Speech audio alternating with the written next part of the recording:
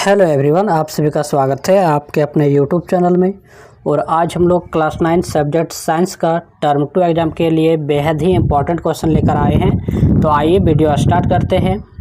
तो आज का सबसे पहला प्रश्न है कि अनुप्रस्थ तरंग की परिभाषा लिखें।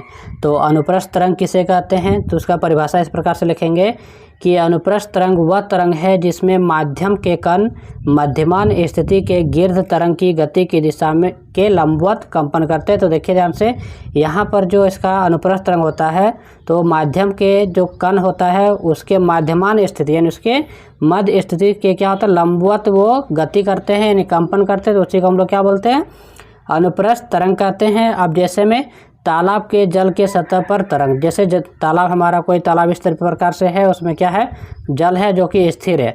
और उस पर कोई भी पत्थर वगैरह हम लोग मार देते हैं तो क्या होता है, उसमें कंपन होता है। तो कंपन जो होता है उसमें क्या होता है, इस प्रकार से लंबवत कंपन होता है, लंबवत कंपन होता है, जिसके कारण इसको हम लोग अनुप्रस्थ तरंग का एग्जाम्पल बोल सकते हैं। अगला प्रश्न होता है कि अनुदैर्ध्य तरंग की परिभाषा लिखें। तो वह तरंग जिसमें माध्यम के कण माध्यमान स्थिति के गिर्द गति की दिशा में कंपन करते हैं उसको हम लोग क्या बोलेंगे, अनुदैर्ध्य तरंग कहते हैं। यानी अनुदैर्ध्य तरंग में क्या होता है कि जिस तरफ से हमारा माध्यम का कण गति कर रहा है उसी जैसा वो कंपन करता है, इसीलिए इसको हम लोग अनुदैर्ध्य तरंग कहते हैं। और जैसे में ध्वनि की तरंग, जो ध्वनि होता है आवाज़ की तरंग है, इसको हम लोग क्या बोल सकते हैं, अनुदैर्ध्य तरंग है। कारण क्या है, इसमें जिधर माध्यम का कण गति करता है उधर ही ये गति करते उसी दिशा में। अगला प्रश्न है, आवृत्ति किसे कहते हैं। तो 1 सेकंड में उत्पन्न तरंगों की संख्या को आवृत्ति कहते हैं। तो गौर कीजिएगा कि 1 सेकंड में जितने भी कंपन हो रहा है उसी को तरंग कहेंगे। तो जितना कंपन हो रहा है उसी को हम लोग तरंग कहते हैं। तो 1 सेकंड में जितने भी कंपन हो रहा है उसी को आवृत्ति कहते हैं। और इसका ऐसा ही मात्रा क्या होता है, हर्ट्ज होता है, जिसको hz के द्वारा सूचित किया जाता है। अगला है, आवर्तकाल किसे कहते हैं। तो एक दोलन यानी एक कंपन बोले एक दोलन बोले सेम चीज़ है। तो एक दोलन पूरा करने में लगे समय को आवर्तकाल कहते हैं। और इसका ऐसा मात्रा क्या होता है, सेकंड होता है, ये भी याद रखिएगा। अगला प्रश्न है, तरंगदैर्घ्य किसे कहते हैं।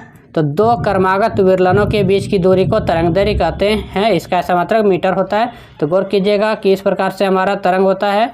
तो इस देखिए ध्यान से, यहाँ पे ये सब क्या है, ये हमारा क्या होता है, संपीड़न, और नीचे वाला क्या होता है, विरलन होता है। तो यहाँ से यहाँ तक के बीच की दूरी या यहाँ से यहाँ तक के बीच की दूरी को ही हम लोग तरंगदैर्घ्य कहते हैं।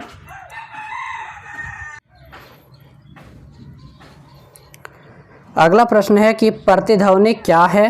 तो इसको इस प्रकार से लिखेंगे कि किसी अवरोध से टकराकर प्रावर्तित ध्वनि को प्रतिध्वनि कहते हैं। जैसे सपोज मान के चलिए कहीं पे पहाड़ वगैरह क्षेत्र पे चले जाते हैं, तो पहाड़ की ऊंचाई से जाने के बाद अगर वहाँ से कोई आवाज़ हम लोग ज़ोर से चिल्लाते हैं तो वही आवाज़ कुछ देर के बाद रिटर्न आता है, जो उसको हम लोग क्या बोल सकते हैं, वही क्या है, हमारा प्रतिध्वनि होता है।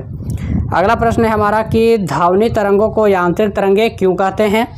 और याद रखिएगा कि ये सब जो क्वेश्चन है ये शॉर्ट टाइप का क्वेश्चन है और ये बेहद ही इंपॉर्टेंट है, जो आप लोग के टर्म 2 एग्जाम के लिए बहुत ही खास है। तो याद जरूर कर लीजिएगा इसको। तो ये क्वेश्चन जैसे लिखा हुआ कि ध्वनि तरंगों को यांत्रिक तरंगे क्यों कहते हैं। तो इसको इस प्रकार से लिखना है आंसर कि ध्वनि तरंगे माध्यम के कणों की गति द्वारा अभिलक्षित की जाती है, इसलिए ध्वनि तरंगों को यांत्रिक तरंगे कहते हैं। यानी कि जिधर माध्यम का कण जा रहा है उधर ही इसका भी गति होता है, इसीलिए इसको हम लोग ध्वनि तरंगों को यांत्रिक तरंगे भी कहते हैं। अगला प्रश्न है कि कंसर्ट हॉल की छतें वक्राकार क्यों होती है। जो मीटिंग हॉल होते हैं उसका जो छत होता है वो वक्राकार होता है, यानी कि सीधा इस तरीके का समतल ना होके इस तरीके का कर्व टाइप का बना हुआ रहता है। तो क्यों रहता है, तो इसके लिए इसलिए बनाया हुआ रहता है, देखिए ध्यान से, कि कंसर्ट हॉल की छतें वक्राकार इसलिए बनाई जाती है जिससे कि परावर्तन के बाद ध्वनि हॉल के सभी भागों में पहुंच जाए। तो देखिए इसको इस प्रकार से समझेंगे कि छत जो होता है, छत हमारा इस प्रकार से रहता है कि इस प्रकार से वक्राकार है। तो अगर यहाँ से बोला जा रहा है, ध्वनि जा रहा है, तो यहाँ पे देखिए इधर टकराएगा, यहाँ से इस प्रकार से आएगा, इधर टकराएगा, इधर जाएगा।